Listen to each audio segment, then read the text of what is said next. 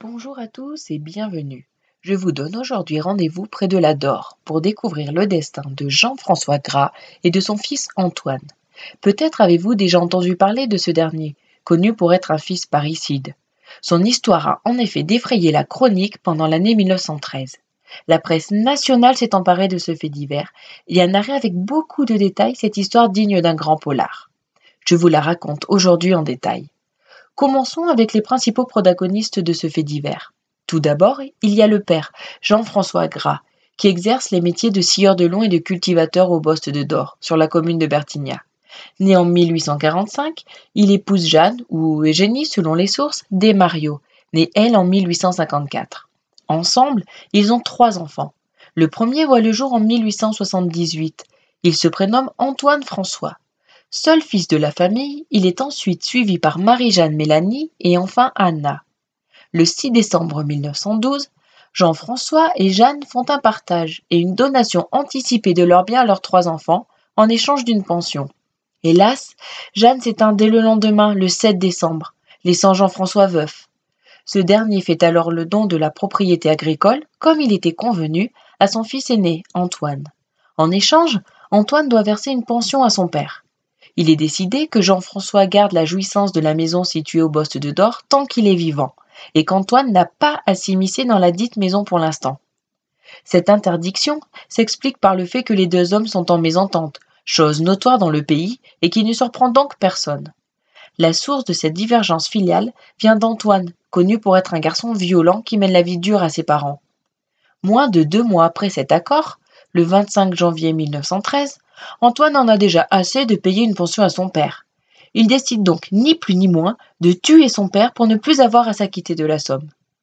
Son aïeul est ce jour-là chez l'une de ses sœurs, et il ne va pas tarder à rentrer en longeant la Dore et la voie ferrée, chemin plus court pour aller de Vertolaye au Bost de Dore plutôt que de remonter par le chemin de Pont de David à Lamailloux. Antoine retrouve son père vers 16h45 au lieu dit Le Brillat, à environ 2 kilomètres de la gare de Vertolaye. Il commence par donner plusieurs coups de poing au vieil homme, coups qui lui cassent les dents mais ne le tuent point. Antoine tente alors de finir son œuvre en assénant plusieurs coups de pierre, ou de gourdin selon les sources, à son père. Cette violence inouïe ne vient pourtant pas à bout du pauvre Jean-François, que son fils finit par étrangler à main nue. Le vieil homme ayant enfin expiré, son fils charge son cadavre sur son dos et le traîne jusqu'à la Dore afin de l'y jeter. Le lendemain, 26 janvier, ce sont des voyageurs du train allant à Ambert qui aperçoivent le cadavre flottant sur la Dore et informent le chef de gare. On récupère le corps et on procède à l'autopsie. Le docteur Saubert conclut à une noyade, pensant que le vieil homme s'est un peu trop grisé à Vertolaye. Jean-François est alors inhumé à Bertignat. Tout aurait pu s'arrêter là, si, courant avril, une lettre anonyme accusant Antoine d'avoir tué son père n'était pas parvenue au parquet d'Ambert.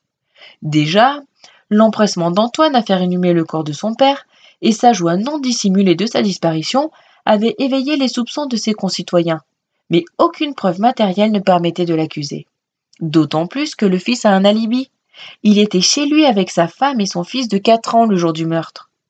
Malgré tout, le 16 avril 1913, les membres du parquet d'Ambert décident de faire exhumer le corps du père Gras. L'autopsie pratiquée par les docteurs Sabatier et Tardif révèle que Jean-François a été assommé puis étranglé. Il est d'ailleurs écrit dans le journal Le Moniteur du 19 avril « Le doute n'est plus possible. La marque des doigts était encore visible sur le corps en putréfaction du malheureux. » Vendredi 18, les membres du parquet se rendent au Bost de Dore pour continuer l'enquête en menant des interrogatoires. Ils apprennent qu'Antoine aurait déjà menacé son père et qu'il le battait, tout comme il battait sa propre femme. Mais interrogée, celle-ci nie les faits et assure même avoir passé la journée du 25 janvier avec Antoine à faire des fagots. Elle avance que si personne ne les a vus, c'est parce qu'ils étaient cachés dans le bois vers leur maison. Ainsi, il n'y a toujours aucune preuve contre Antoine. L'affaire va donc s'arrêter là. Pas si sûr. Un miraculeux témoin se manifeste alors, n'ayant osé parler avant par crainte des représailles du fils Gras. Ce témoin salvateur est M. Méjassol de Marat. Il raconte qu'il a été témoin du meurtre, qu'il a vu Antoine assommer son père, puis l'étrangler, charger le cadavre sur ses épaules et le jeter dans la rivière. Une confrontation a lieu entre M. Méjassol et Antoine. Finalement, Ce dernier est enfin condamné pour le crime qu'il a commis. Il est condamné à mort le 23 octobre 1913. Mais pour des raisons encore inconnues, il est gracié le 17 décembre de la même année et sa peine est commuée en travaux forcés à perpétuité. Il est écroué le 26 décembre 1913. Le 1er juillet 1914, il part pour le bagne de Saint-Laurent-du-Maroni, en Guyane. Le fils parricide survit au bagne et il est libéré le 9 mars 1946. 2 ans plus tard, le 2 mai 1948, Antoine s'éteint à Saint-Laurent-du-Maroni d'une défaillance cardiaque, âgé de 70 ans.